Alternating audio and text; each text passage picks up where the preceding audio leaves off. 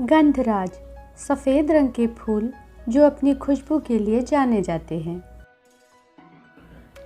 इसके पेड़ जहाँ लगे हुए होते हैं, दूर से ही खुशबू पहचानी जा सकती है। आज के वीडियो में आप देखेंगे गंधराज की कुछ कटिंग्स मैंने कैसे लगाई हैं। 30-35 दिनों के बाद इसकी ग्रोथ कितनी और कैसी हुई है।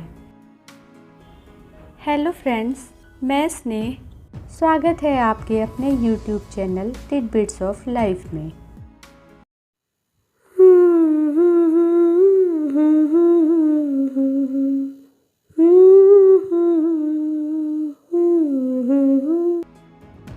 गंधराज का पौधा कटिंग की सहायता से लगाया जा सकता है। पॉट में या ज़मीन में, दोनों जगह ये पौधे लगाए जाते हैं।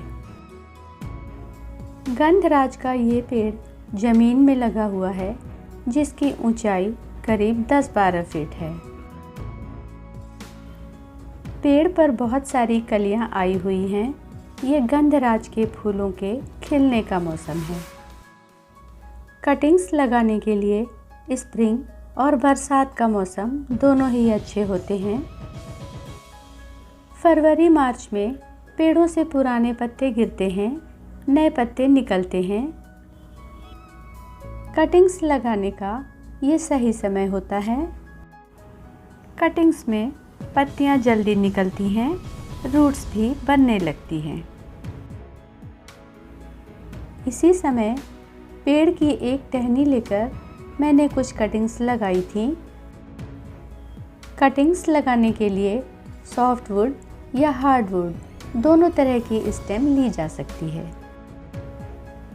स्टेम के कई टुकड़े करके पहले इन्हें मैंने पानी में रख दिया। पानी में रखने से कटिंग्स में नमी बनी रहेगी। जब समय मिलेगा इसे लगाया जा सकता है। पानी में आधा ग्राम फंगिसाइड मिलाया है। सॉइल में जब हम कटिंग्स को लगाएंगे, फंगस लगने से बची रहेंगी। कुछ कटिंग्स जिनकी लंबाई 5-6 इंच है, कुछ थोड़ी बड़ी हैं जिनकी लंबाई 8-9 इंच है। ज़्यादा बड़ी कटिंग लगाने से उसके सूख जाने का डर होता है। 5-6 इंच लंबी कटिंग आसानी से लग जाती है। कटिंग्स को नोड एरिया के पास से काटा है।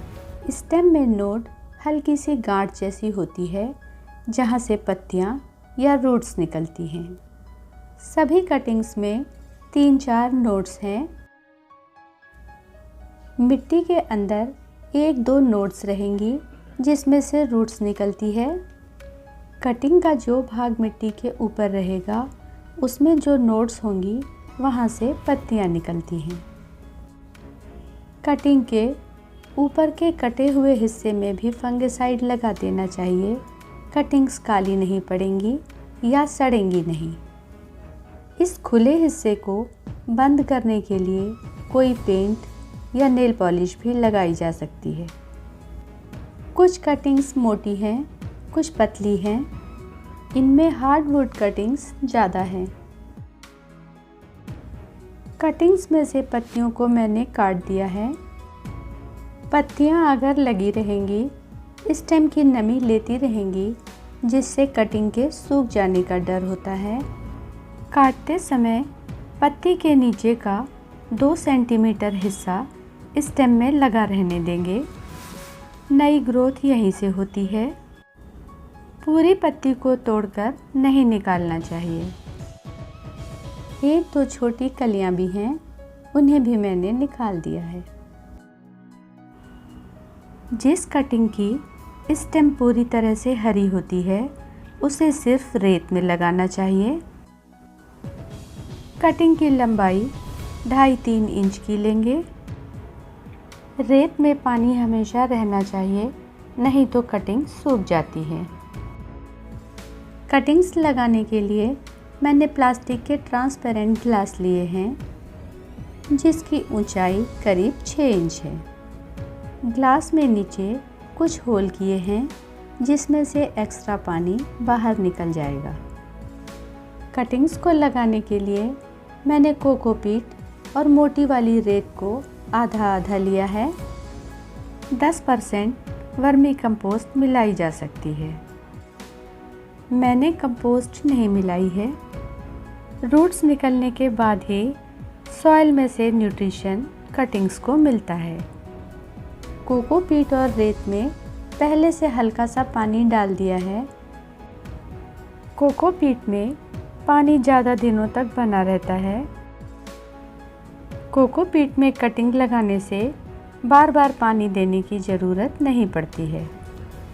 इसकी जगह पर गार्डन सॉइल और रेत भी ली जा सकती है। सॉइल में फंगस लगने का ज़्यादा डर होता है।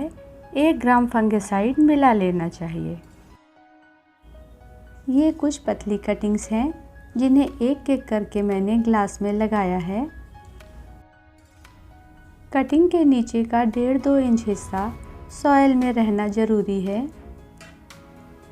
जिसमें 1 या 2 नोड एरिया भी होना चाहिए।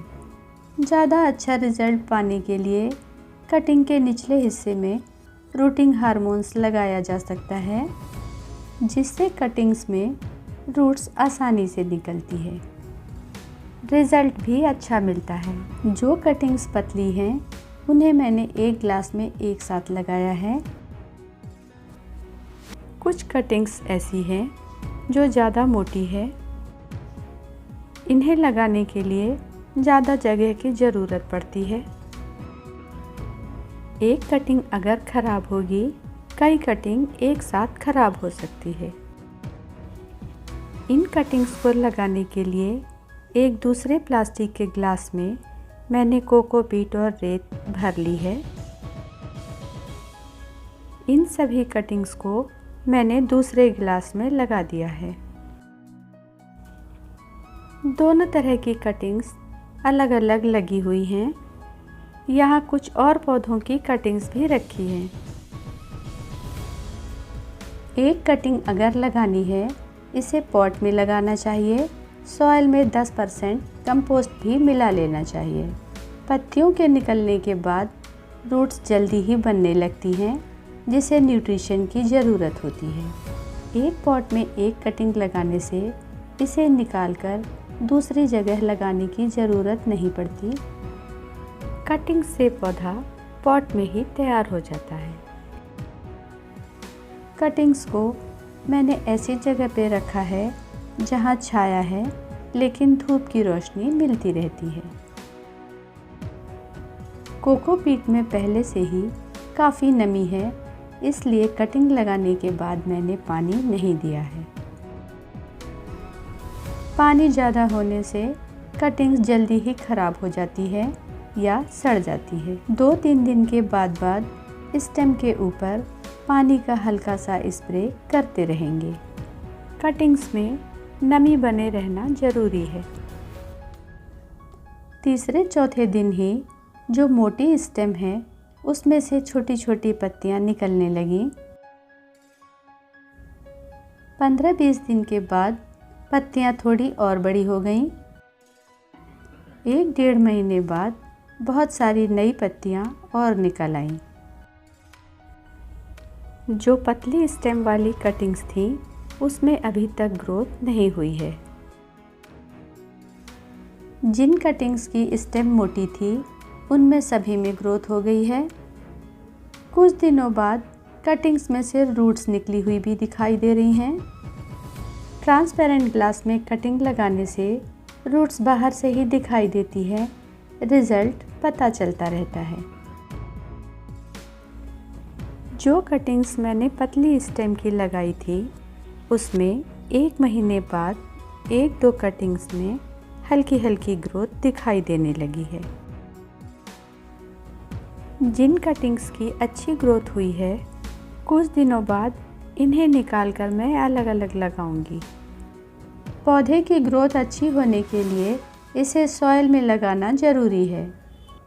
कटिंग से लगे हुए गंधराज के नन्हे पौधे कैसे लगे, कमेंट्स में बताइएगा।